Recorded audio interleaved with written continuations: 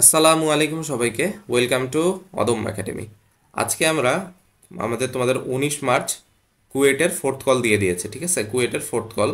So অনেকেই দেখা যাচ্ছে অন্যান্য ভিডিওগুলোতে কমেন্ট করতেছিল কুয়েট নিয়ে, এবং দেখা যাচ্ছে এই পেজেও আমাদেরকে মেসেজ করতেছিল। তো সেই হিসাব থেকে আমাদের এই ভিডিওটা আমি মেক করতেছি যে আসলে কত পর্যন্ত হয়তো বা যেতে পারে, বা অন্যান্য বছর যদি বিবেচনা করি আমাদের ইয়ার, আমাদের সিনিয়রদের বা এরপরে যতগুলা ইয়ার গেছে, যে আসলে কত পর্যন্ত আসলে যাইতে পারে। আসলে কুয়েট এখানে তোমার ব্যাপারটা যদি এখন দেখো, এখন তোমার টোটাল সিট ফাঁকা আছে 147টা। এবং কোন কোন সিট ফাঁকা আছে দেখো, তোমার ইউআরপির ফাঁকা আছে, লেদার ইঞ্জিনিয়ার ফাঁকা আছে, টেক্সটাইলের ফাঁকা আছে, এবং আর্কিটেকচারের কিন্তু 400 পর্যন্ত ডাকছে, ঠিক আছে? এখন আমার গেস যে তোমার 300 প্লাসের মধ্যেই শেষ হয়ে যাবে আর্কিটেকচারটা। ওকে, আচ্ছা। এখন এই তিনটা সাবজেক্টের বিবেচনায় আসো যে এর উপরের সাবজেক্ট ফাঁকা হবে কি না, ঠিক আছে? এর উপরের সাবজেক্ট ফাঁকা হবে কি না? হ্যাঁ ভাই, এর উপরের সাবজেক্ট ফাঁকা হওয়ার সম্ভাবনা অনেক বেশি, ঠিক আছে? এখন তোমাদের ডাকছে কত দেখো তো, 3,000 থেকে 4,000 অবধি ডাকছে, তাই না? এই পর্যন্ত তোমাদের ডাকা হয়েছে। এখন তার আগের একটা হিসাব দেখো, যে যখন তোমার ইয়া হইল, যখন তোমার থার্ড কল হইল, ঠিক আছে? থার্ড কলে অ্যারাউন্ড 1200 জনকে ডাকা হয়েছিল। থার্ড কলে অ্যারাউন্ড 1200 জনকে ডাকা হয়েছিল। ওকে, এবং সেখানে তোমার 300, সরি, সেখানে তোমার সেখানে তোমার 474টা সিট ফাঁকা ছিল, ঠিক আছে? 474টা সিট এখানে ফাঁকা ছিল, যেখানে 1200 জনকে ডাকার পরও তোমার ভর্তি হয়েছে 300, দেখা যাচ্ছে 27 জন, আর মধ্যে 147টা কিন্তু এখনো ফাঁকা আছে, ঠিক আছে? 147টা এখন এখানে ফাঁকা আছে। এখন যেই সাবজেক্টগুলো ফাঁকা আছে, এবং তোমার এই 22 এপ্রিল আসতে আসতে তোমাদেরকে ডাকা হয়েছে কবে বলো তো? 22 এপ্রিল। এই 1,000 জনকে 22 এপ্রিলে ডাকা হয়েছে, এবং 22 এপ্রিল আসতে আসতে কিন্তু একটা অনেক এই ইয়েটার মধ্যে অনেকটা ডিফারেন্স দেখা যাবে।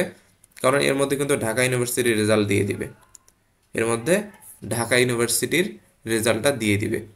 এবং একই সাথে কিন্তু তোমার সাস্টের কার্যক্রমও শুরু হয়ে যাবে। তারপরে তোমার এদিকে বুটেক্স আছে ঢাকার মধ্যেই, ঠিক আছে? রেজাল্ট কিন্তু সবগুলোরই দিয়ে দিছে, কিন্তু ঢাকা ভার্সিটির দেয় নাই। ঢাকা ভার্সিটির ঈদের পরপরই কিন্তু দিয়ে দিবে।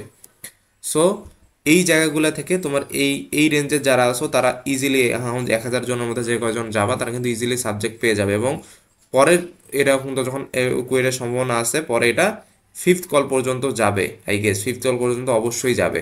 এবং গেলে এটা 4,500 প্লাস পর্যন্ত, মানে 5,000-এর কাছাকাছি যাবে, 4,500 ক্রস করবে আই গেস।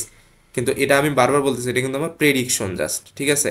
আমার প্রেডিকশন ঠিকও হইতে পারে, আমার প্রেডিকশন একেবারে পুরো ভুলও হইতে পারে।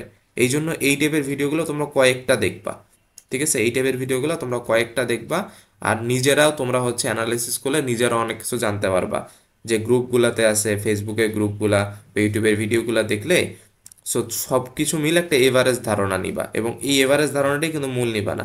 আর যারা মেইন মেরিট লিস্টে নাই এবং এই রেঞ্জেও যারা যাবা, তারা কিন্তু অবশ্যই বাকি যে এক্সামগুলো আছে এগুলার কিন্তু প্রিপারেশনটা ভালো মতো রাখো, এবং এই এক্সামগুলো ভালো মতো দাও। সাবজেক্ট আসবে এটা আমি অর্থগত বলতে পারি, কিন্তু তোমার ফিউচারের একটা ব্যাপার আছে, সব কিছু দেখা যাবে অন্যখানে তুমি অনেক বেটার সাবজেক্ট পেয়ে যাচ্ছ, ঠিক আছে?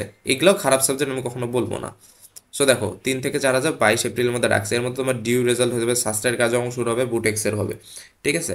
সো দেখো, ওইখান থেকে যদি তোমার হয় যে এইখান থেকে ফাঁকা হয়ে গেলে, তোমার এর মধ্যে যে লেদারিং তোমার ফাঁকা এখন কি কি বলতেছে ফাঁকা আছে, লেদার ইঞ্জিনিয়ারিং ফাঁকা আছে, ইউআরপি ফাঁকা আছে, যে টেক্সটাইল ইঞ্জিনিয়ারিং ফাঁকা আছে, ঠিক আছে? সো এখন তোমরা এই এই রেঞ্জের মধ্যে যাওয়ার পর মাইগ্রেশন হয় ইজিলি, যারা 3,000 থেকে তোমার 3400-র মধ্যে মোটামুটি যারা আসো, 3400 3500 এর মধ্যে যারা আসো, তাদের কিন্তু এখান থেকে এমএসিটা চলে আসবে সর্বোচ্চভাবে, ঠিক আছে? এমএসি চলে আসবে, এবং এরপর থেকে তোমার বিসিএম, লেদার, ইউআরপি, টেক্সটাইল এগুলো আসবে, ঠিক আছে? এই রেঞ্জে। এবং ভাগ্য ভালো হলে ইনশাল্লাহ যদি আর একটু মাইগ্রেশন হয়, অনেকে বলতেছে 6 মাইগ্রেশন পর্যন্ত, মানে 6 কল পর্যন্ত যাবে, তখন সেটা হইলে এমএসসির একটু উপরে সাবজেক্টও চলে আসতে পারে, এমএসসি একটু পর থেকেও শুরু হইতে পারে, যে এরপরে মেরিটে যারা আসো তারা হয়তো এমএসসি পাবা।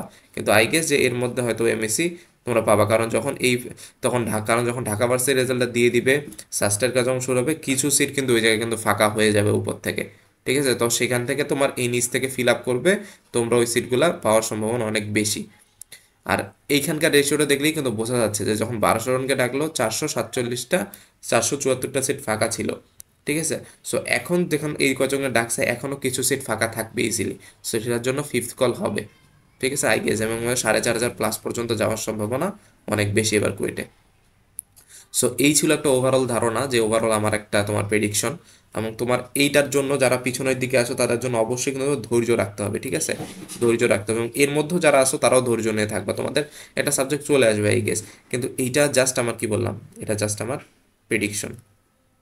প্রেডিকশন কখনো ঠিক হয় না, মানে অনেক সময় ঠিক হয়, অনেক সময় ঠিক হয় না। সো এইটার উপর বেস করে তোমার লাইফ সিদ্ধান্ত নেওয়া যাবে না, আমারটারই হোক বা যারটারই হোক। কয়েকটা দেখে নিজে অ্যানালাইসিস করে তোমার একটা ডিসিশনে আসতে হবে। এবং অবশ্যই কোনো একটা তোমার সাবজেক্ট ভার্সিটি দুইটাকে প্রায়োরিটি দিয়ে সব কিছু বিবেচনা করো, প্লাস তুমি কোথায় থাকতেছো ওটার ফিউচার বিবেচনা করে। তুমি যদি ঢাকা ভার্সিটিও পাও, কুয়েটেও পাও, সাস্টেও পাও, বুটেক্সেও পাও, অবশ্যই খুব চিন্তা ভাবনা করে ডিসিশন নিবা কোথায় যাওয়া উচিত তোমার জন্য, এবং তোমার প্যাশনটা কোন জায়গায়, ঠিক আছে। তোমার প্যাশন কোন জায়গায়, এই প্যাশনকে অনেক বেশি প্রায়োরিটি দিবা। প্যাশন কখনো এইটা না যে হচ্ছে তুমি, তোমার বন্ধুরা হচ্ছে দেখা যাচ্ছে এইখানে সবাই ভর্তি হচ্ছে এই জন্য তোমাকে এখানে ভর্তি হতে হবে, তোমার বন্ধুরা এখানে সবাই লেদার ইঞ্জিনিয়ারিং পড়তেছে তুমি এই জন্য লেদার ইঞ্জিনিয়ারিং পড়বা। প্যাশন অবশ্যই ওইটা যেটা তুমি অনেক অ্যানালাইসিস করে ডিসিশন নিবা, এবং যেখানে তোমার খুব আগ্রহ একটা কাজ করবে, এবং যে কারিকুলামটাও তুমি মোটামুটি দেখার চেষ্টা করবা যে আসলে এটা আমার জন্য প্রিফার করতেছে কিনা। ওকে, সো আজকে এই পর্যন্তই, ধন্যবাদ সবাইকে।